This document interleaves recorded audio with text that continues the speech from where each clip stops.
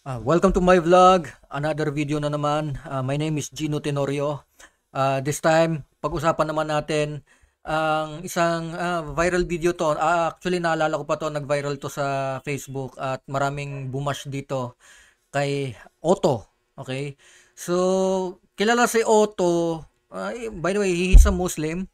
But iba ang kanyang akida o iba ang kanyang paniniwala o iba ang kanyang sekta. Alright? Pero ako, open-minded naman ako, hindi sarado ang isip ko. Kasi bago pa man din ako mag-Islam, may idea na ako sa esoteric knowledge. Pag sinabi kasing esoteric knowledge, ito yung mga kaalaman na hindi publiko. Ito ay mga kaalamang tago. Ito ay mga sikretong kaalaman. Okay? Ang tawag doon is esoteric knowledge. And hindi ako bago doon. Marami akong nalalaman esoteric knowledge bago ako nag-Orthodox Islam. Yung sekta na kinabibilangan ko ngayon o yung akida na kinabibilangan ko ngayon ay isa siyang Orthodox. Okay, majority naman nakakalubilo ko Orthodox, Salafiyya at saka yung Sufi, yung Sunni. Yung Sunni na akida is known for very strict rules. Talagang by the book. Pag sinabing by the book, ibig sabihin kung ano nakalagay sa libro, yun. Alright, wala na, hindi na lalabas dun sa kahon. Kahon yun eh. So pag lumabas ka doon, kufar ka na, kafir ka na. Ibig sabihin, ano ka na, hindi ka na naniniwala sa Islam. Ganun ka stricto, ganun ka higpit doon sa Salafiyya. Alright?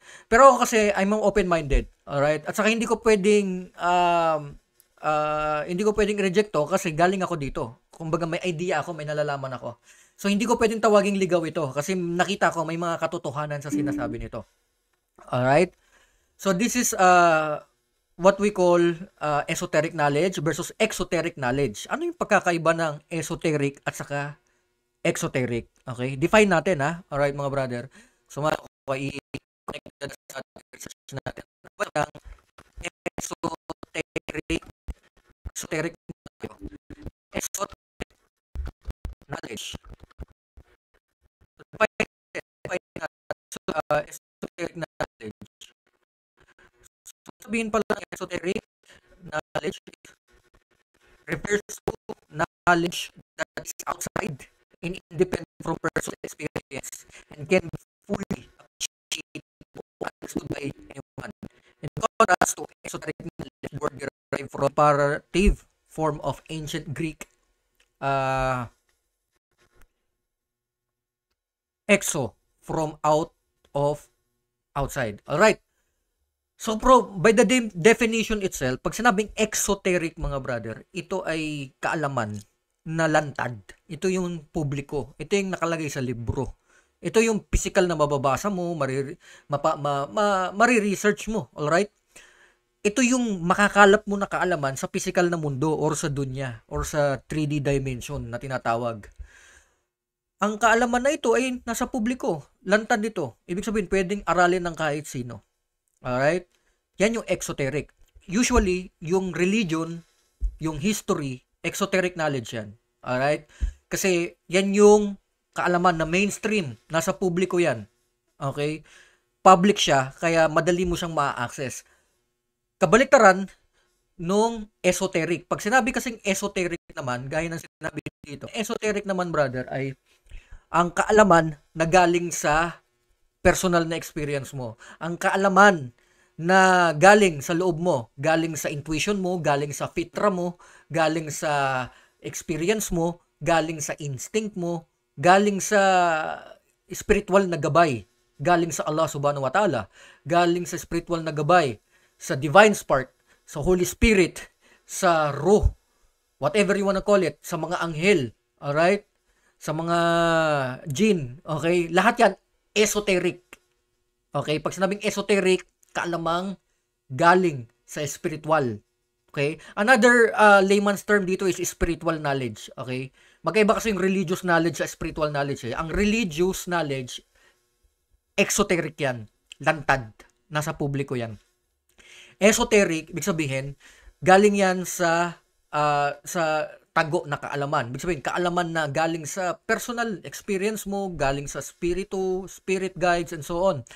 And proven and tested na may mga spirito talagang nakakahalubilo tayo, may mga jinn or na nakakahalubilo tayo, mga anghel, so on. In fact, ang karamihan sa mga propeta, mga prophets, karamihan sa mga philosophers, karamihan sa mga mystics, may mga spiritual guides yan.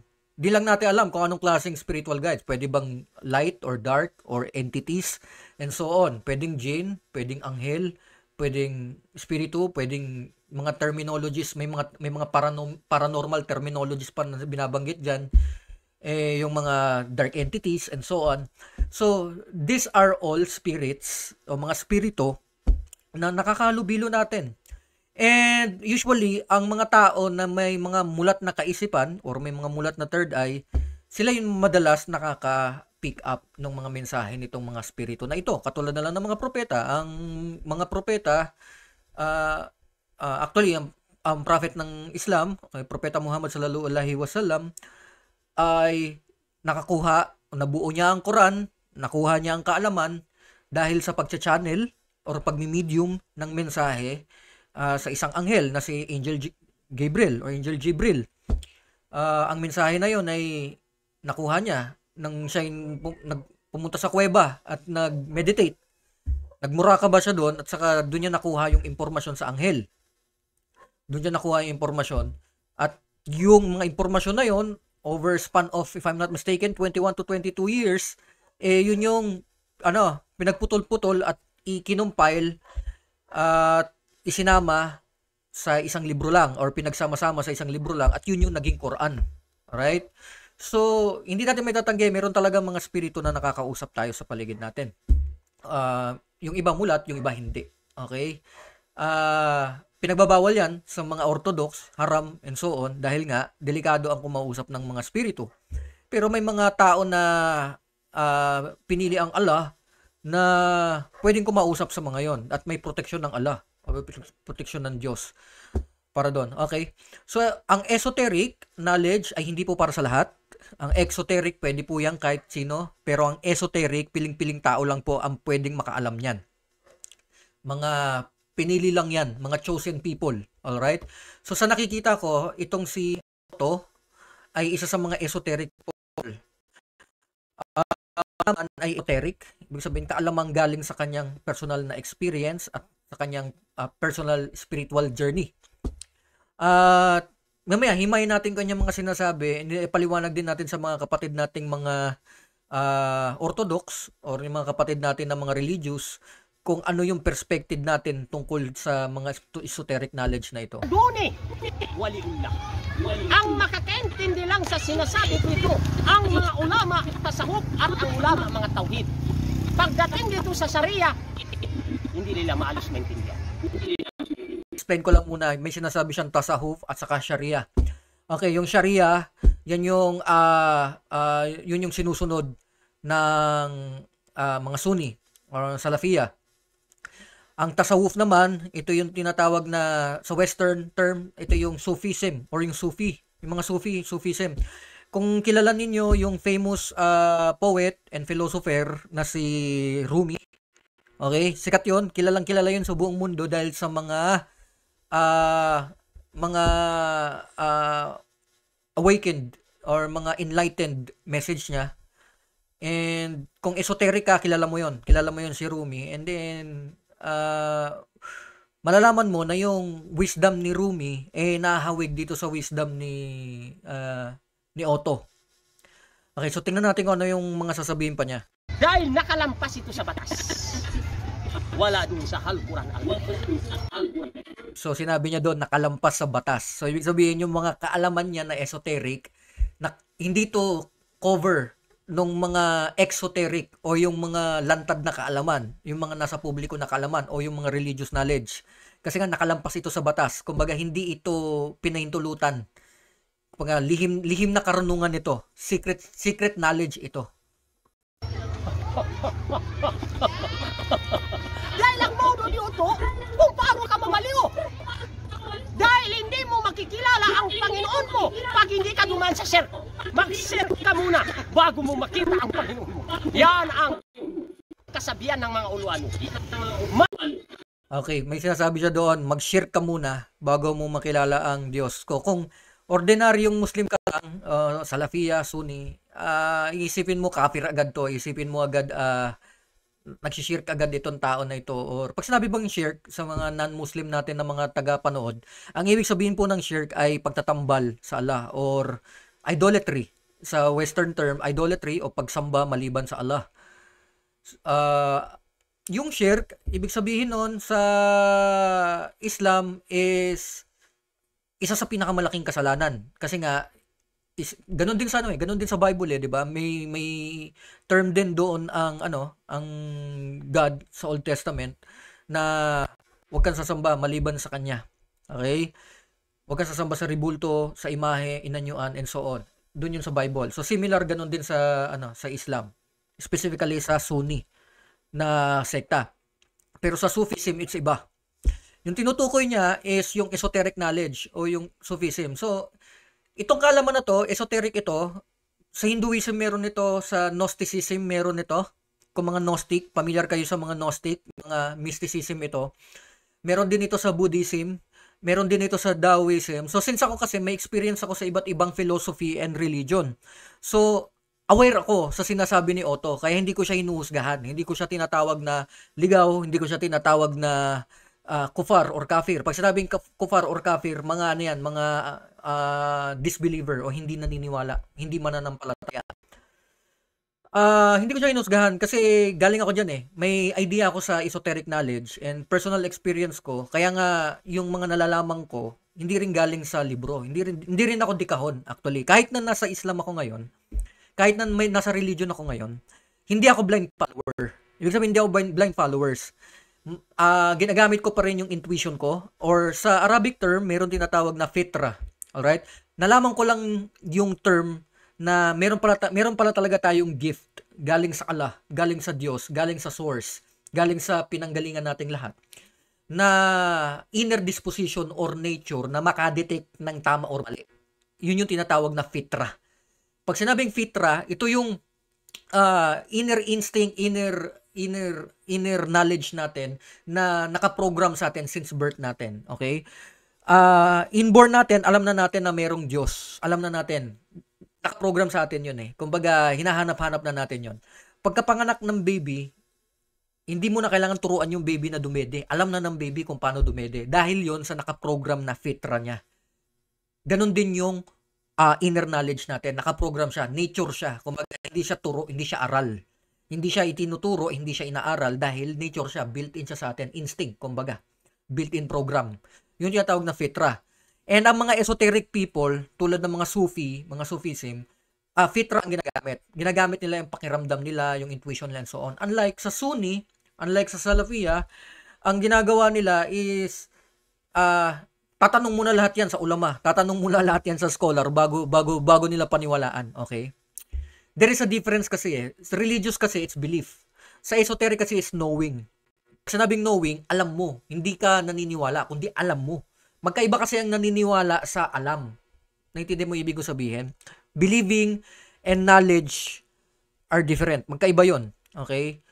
Ang pwede mo lang paniwalaan is yung mga bagay na hindi mo alam. Kasi kung alam mo ang isang bagay, hindi mo na siya kailangan paniwalaan. Alam mo na eh. Diba?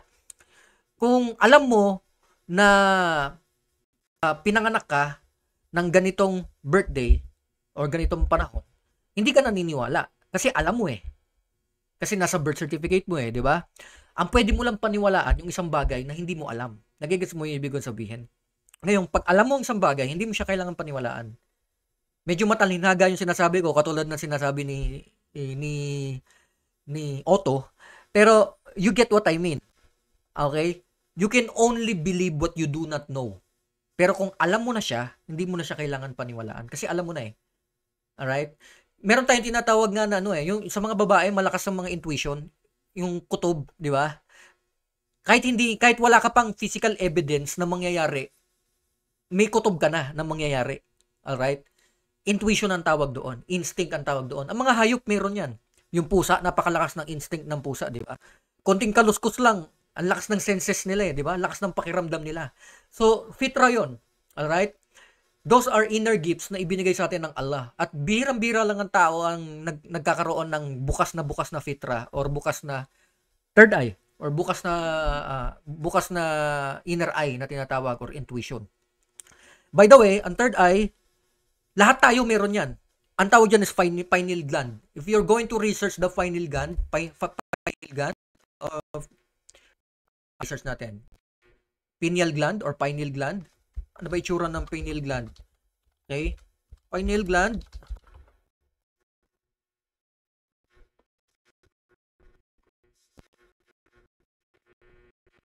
Okay. So, ito yung pineal gland, brother. Sa mga kapatid sa mga reels, okay? Isa po yung organ na matatagpuan sa center of our brain. Okay? Yung pineal gland na yan, meron niyang kakayahan na mag-pick up or extrasensory perception. Nakaka-pick up yan ng mga vibrations, energy, at saka mga spirito. Alright? And this is very scientific. And siguro some other time pag-usapan natin yan. Siguro yan lang yung topic natin. Pero scientific yan, it's a pineal gland.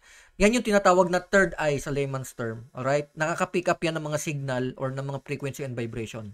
Kaya hindi siya kaligawan or hindi siya hocus-pocus or kalokohan. Balik tayo. Magpupur ka muna, mag-serve ka muna, sambain mo muna ang sarili mo at bago mo masamba ang Allah. Okay, mabigat yung sinabi niya. Marami sa mga religious friend ko ang halos mabuang dun sa sinabi niya yan. Talagang nagulantang sila dun sa sinabi nito na sambahin mo muna ang sarili mo, mag-share ka muna bago mo makilala ang Allah. Okay? Marami nagulantang. Yung mga religious nagulantang sila dyan kasi ano yan exoteric knowledge yan hindi lantad na kaalaman yan Pero yung mga esoteric understanding, kayo po, yung mga religious ngayon, mag-aral kayo, i-research nyo yung esoteric knowledge. Yung mga esoteric knowledge, mga brother, sikreto yan, secret knowledge yan. Okay, hindi yan para sa lahat. Talagang mabibigla kayo kapag nalaman nyo yung mga bagay na yan. Yung sambahin mo yung sarili mo, ibig sabihin, sambahin mo yung Diyos sa loob mo. Kasi sa esoteric, mga brother, ang mga esoteric naniniwala, or mga esoteric people, mga mystics, naniniwala sila na ang Diyos wala dito sa physical na mundo. Wala dito. Hindi mo makikita yan sa physical na mundo, ang Diyos. Ang Diyos, makikita mo sa puso mo, makikita mo sa inner world mo, sa kaluluwa mo. So, ibig sabihin, kapag sinamba mo yung kaluluwa mo, ay sinasamba mo ang Allah. Sinasamba mo ang Diyos. Alright? Yun yung esoteric knowledge. Sa Gnosticism ganon, sa Buddhism ganon, sa Hinduism ganon. Esoteric knowledge yan. Inner ang tune in nila ng worship. No, sumasamba sila sa loob ng puso nila, sa loob ng kaluluwa nila. Yan yung tinatawag na esoteric. Ang exoteric naman sa physical sila sumasamba. Nagdadasal sila sa outside of themselves. Yun yung exoteric knowledge. So yun yung difference. So naintindihan ko siya dun sa sinabi niyang yun. From an esoteric perspective, hindi siya kaligawan. Pero from an Islamic perspective na orthodox, para sa kanila, kaligawan yun. Para sa kanila, kaligaan yun. Malaking kasalanan yun para sa kanila. Ako kasi, open-minded naman ako. I see all perspectives. Wala akong kinikilingan, tinitignan ko lahat, tinitimbang ko. Kasi you can only know the truth kung titignan mo yung both sides. Hindi pwedeng one-sided ka lang. Kasi kung one-sided ka lang, magiging bias ka. So you have to see different perspectives para makagawa ka ng sarili mo conclusion. Ma-assess mo. Hindi mo pwedeng i-assess ang isang bagay kung Islam lang ang alam mo. Kailangan aware ka rin sa Christianity, aware ka rin sa Judaism. Gaya ng sinabi sa Quran na ang Torah at saka ang Gospel revelasyon din ng Allah. Dapat kailangan tignan mo rin. Okay? Huwag ka maging makitid. Kahit pa religious ka, hindi ka dapat maging makitid. Hindi sarado ang utak mo. Alright? Hindi lahat ng nalalaman mo makikita mo hindi lahat makikita sa ulama, hindi lahat makikita sa scholars, okay? Hindi lahat ng mga ulama nga sila nagtatalo-talo di ba? Mga ulama nga din sila nag-aaway-away sa iba't ibang usapin. So ibig sabihin sila mismo hindi rin sila sigurado kung alin ang tama or mali. Alright? Hindi rin sila sigurado. Nagiging sigurado lang sila kapag unanimous. Ibig sabihin, kapag nagkakasundo sila. Pero kung hindi sila nagkakasundo, ibig sabihin, hindi rin sila sigurado. So, ako Kasi personally, malawak ang experience ko when it comes to other philosophies and religion. Kaya natitimbang ko. Kaya naintindihan ko yung sinasabi ni Otto from a esoteric perspective. Huwag mo naman pasambahin ang tao sa'yo, pero pwede mo sambahin ang sarili. Yan ang katipunan. Pag nasamba mo na ang sarili mo at nalaman mo na ang sarili mo, malaman mo na ang yan. Paano mo malalaman ang Panginoon mo? Kailangan mo siya makilala at kailangan mo siya makita. Ano ang makakita? Hindi ko kayo makikita sa pamamagitan ng mata nyo, pero makikita nyo ako sa pamamagitan ng pamaragsaya, iman. Hindi nyo ako makikita sa pamamagitan ng mata nyo, pero makikita nyo ako sa pamamagitan ng binhi ng puso. Hindi nyo ako makikita sa mata nyo. Napakaganda nung sinabi niya. Hindi nyo ako makikita sa nyo. Ibig sabihin, yung physical na mata. Hindi mo makikita yun sa physical na mata. Makikita mo yon sa inner eye, or which is sa puso, or third eye, puso. So, other knowledge, pag naintindihan mo yan, actually, itong knowledge na ito ay hindi na esoteric knowledge lang. May scientific backings na rin ito. Naiintindihan na rin ito ng mga scientists, quantum physics, mga metaphysics knowledge. Naiintindihan na rin nila ito. Itong mga religious lang, medyo sarado kasi ang isip ng mga religious na tao. Kasi nga, wala sa Quran sarado ang isip. Pero, kung iisipin mo, nasa Quran. Kasi mismo ang Propeta Muhammad, nakakakausap siya ng mga hindi physical. Or, ginagamit ng Propeta Muhammad yung inner eye niya. Yung mata na galing sa loob. Hindi yung galing sa labas. Hindi yung physical na mata ang ginamit ng Propeta Muhammad, kundi yung inner eye. Yung puso niya, o yung inner eye niya. Alright? Ito yung mata na nakakaramdam, nakakakita ng mga bagay na hindi nakikita. Gaya ng mga ginagawa ng mga propeta, gaya ng ginagawa ng mga mensahero, mga pilosopo, mga mistiko. Lahat yan nakakakita ng mga bagay na hindi nakikita dahil meron silang tinatawag na inner eye, fitra, puso, intuition, kutob, instinct, nature, whatever you wanna call it, pero meron silang inner senses na tinatawag. So yung inner sense na yun yung ginagamit nila para maramdaman nila yung katotohanan, maramdaman nila yung kaalaman. Alright? Yung kaalaman ni Otto, Sufi to, esoteric to, majority dito, hindi nakalagay sa Sharia o hindi nakalagay sa libro, hindi nakalagay sa Quran. Pero, ang mga esoteric na tao, maintindihan ito. Pero makikita ako sa liwanag ng puso. Liwanag ng puso. Nung north. Pero mayroon pa mas matindi nung pangapat. Kailangan mo makita sa mata mo.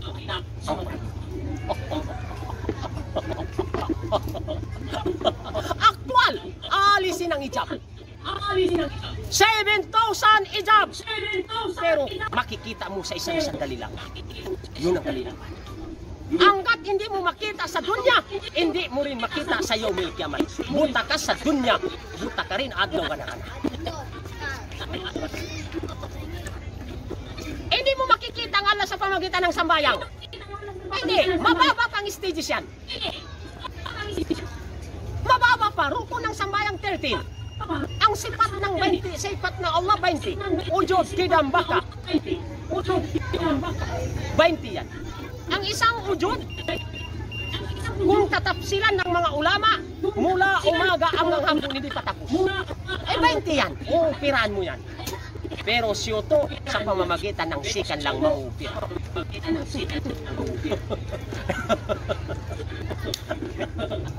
Dahil ang Allah na ang mag-guide sa akin nung mga sinasabi ko at nung mga nakikita ko, hindi na ako yan. At hindi na rin si Otto ang nagsasalita. Ang Allah na. Yan ang katotohanan. Ang lahat ng... Okay, ang ganda ng sinabi niya doon. Ang sinasabi niya doon is hindi na daw si Otto ang nagsasalita, hindi na daw siya, ang nagsasalita na daw ang Allah. Okay? And magandang this reminds me of sinabi ni Jesus sa Bible, okay? Ni Kristo, ni Propeta Isa, ni Propeta Isa alaihi wasallam. May sinabi siya doon sa gospel, ang sabi niya doon ay my Father and I are one. All right? So ibig sabihin china-channel na ni Jesus Christ, ni Yesu Kristo, yung Allah, yung Diyos. Ibig sabihin, siya na medium. Kumbaga, union. Kaya nga, may Father and I are one. Ibig sabihin, iisa na lang kami. We are in unity. We are in union. So, ibig sabihin, pag nag-iisa na lang kayo, ang nagsasalita na, hindi na si Yesu Kristo. Ang nagsasalita na yung Allah. O yung tinatawag niya na Father. So, similar to sa sinasabi ni Otto. Alright? Kasi, sa mga esoteric knowledge, pati sa Hinduism, may tinatawag din na avatar. Alright? So, yung mga tao, may avatar. Avatar tayo eh. Itong katawan lupa natin, avatar ito. Yung pangalan ko, hindi ko to pangalan. Kumbaga, pinangalan lang sa akin to. Hindi ito yung identity ko. Yung itsura ko, hindi ito identity ko. Katawan lupa ko lang to. Ang totoong ako, yung kaluluwa ko. Yung totoong ako, yung ruh. Yung breath of life na tinatawag. O yung kaluluwa ko, yung spirit. Okay, yun ang totoong ako. Tapos, ginagamit ko lang itong katawan na to bilang vehicle, templo. Gaya nga ng sinabi sa Biblia, your body is the temple of your soul. Alright? So, templo itong katawan na ito nung totoong ako, which is yung spirit. Sa Gnosticism, ang tawag natin dyan, divine spark. Sa Hinduism, ang tawag dyan, Atman. Alright? Ito ang Brahman, ito yung Brahman, and ito yung Atman. So, ang Atman, makikita mo siya sa lahat ng nabubuhay. Okay? Yun yung Atman. At nakakonekta siya sa Brahman. Okay? Sa Islam, ang equivalent niya is parang yung ruh o yung kaluluwa, yung breath of life. Galing siya sa breath ng Allah. Galing siya sa Allah, galing siya sa spirito ng Allah. Okay? Yun yung ruh. Okay? Sa Christianity, ang tawag naman nila doon is yung, if I'm not mistaken, is yung breath of life din, pero yung Holy Spirit o yung kaluluwa, yun, connected siya doon sa one God. Basically, isa lang naman talaga ang Diyos. There is only one true God. Kusalong yung iba-iba lang yung interpretation, iba-iba lang yung perspective. Pero as esoteric, dapat nga omnis ka eh. Pag sinabing omnis, wala kang isang paniniwala lang na sinusunod. Pinagdudugtong-dugtong mo para makita mo yung bigger picture. Okay? Hindi ka exclusive sa isang kaalaman lang. Kasi para malaman mo ang katotohanan, kailangan mapagdugtong-dugtong mo. Connecting the dots eh. Para kang bumubuo ng puzzle.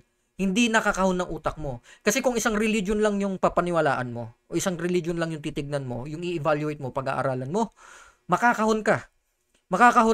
Tapos dahil nakakahon ka, makikipag-away ka pa ngayon yan sa iba. Dahil akala mo, yun lang yung tama, yung sinasabi mo, yung katotohanan sinasabi mo. Pero ang totoo, maraming katotohanan, iba-ibang interpretation, pero ang goal mo is tagpi-tagpi mo yung katotohanan para makita mo yung buong katotohanan. So, sa case ko, yung esoteric knowledge ko, saka yung exoteric knowledge ko, napag-tagpo ko siya, napag-unite ko siya.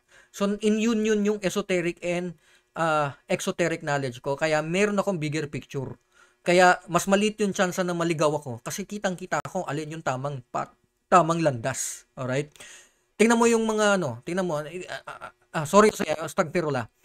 Yung mga nagpapalaganap ng Islam sa Saudi, yung mga maaalam doon, mga scholar pa, sila pa yung number 1 ng mga ligaw. Tingnan mo, pinagagawa nila doon, puro bidaan na, puro mga haram na. Tahimik lang sila sa ginagawa ng gobyerno doon, wala silang ginagawa. Minamassacre na yung mga Palestinian, wala silang ginagawa. Astagfirullah. Kaya nga hindi basis din yung mataas ang tinapos para paniwalaan mo eh. Hindi rin eh. Kaya kailangan tumingin ka rin sa mga tao tulad nito ni Otto na humble, na hindi mo kailangan maging ulama para mag-deliver ng message galing sa Allah. Tandaan mo, ang propeta Muhammad sallallahu alaihi wasallam ay hindi rin nakapagtapos. Isa ring no read no write si Prophet Muhammad. Kung ang logic natin, ang tama ay mga nakapag-aral lang, para natin binastos ang propeta Muhammad sallallahu alaihi wasallam. Kasi ang propeta Muhammad ay hindi nakapag-aral or hindi no read no write ang propeta Muhammad sallallahu alaihi wasallam. Si Jesucristo, sino ba nakabangga ni Jesucristo nung panahon niya? Nakabangga niya mga rabay, nakabangga niya mga pariseyo, mga edukado, nakabangga niya yung mga yon. Si Jesucristo, sino ba naman si Jesucristo? Sino ba naman si Propeta Isa? 'Di ba? So hindi natin pwedeng husgahan mga brother. At Hindi natin pwedeng husgahan. Si Duterte, pasang-awa lang, di ba? Pero siya pa yung nagmalasakit para sa bayan. Siya pa yung handang mamatay para sa bayan. At siya pa yung nagligtas sa atin sa kamay ng mga Western.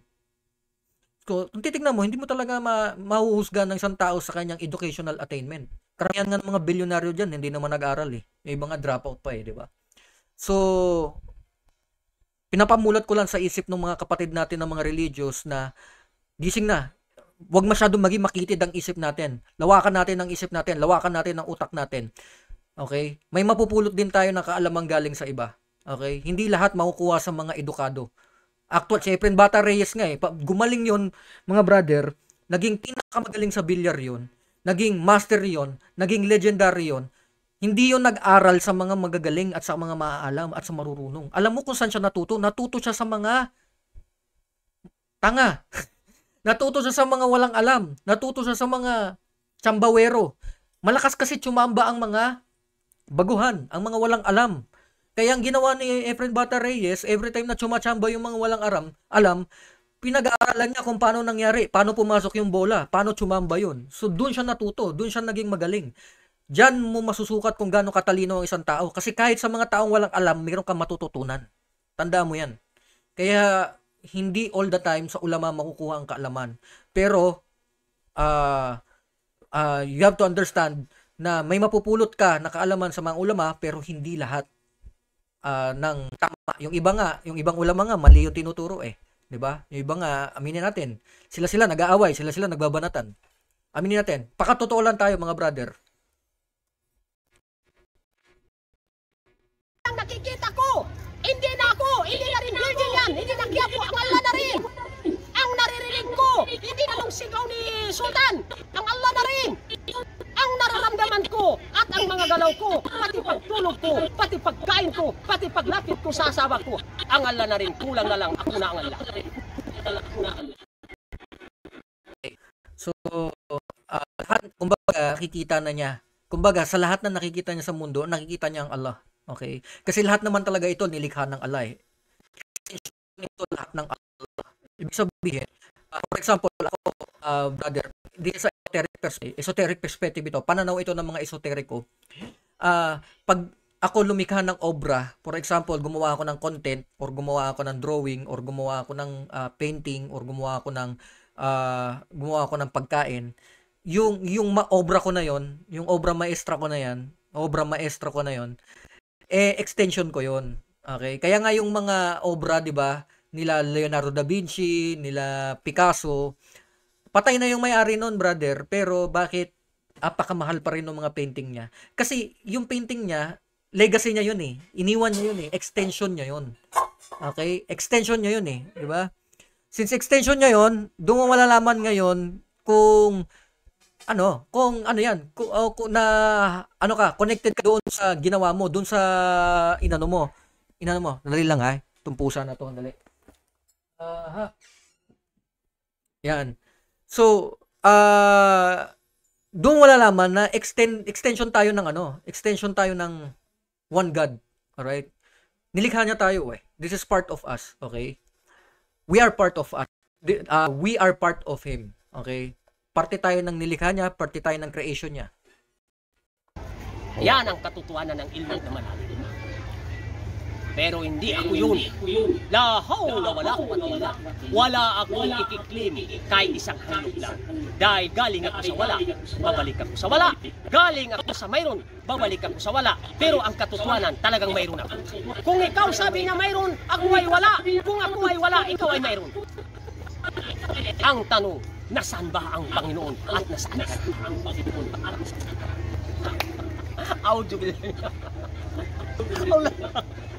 Auzubillahi minasyaitanir bismillahirrahmanirrahim.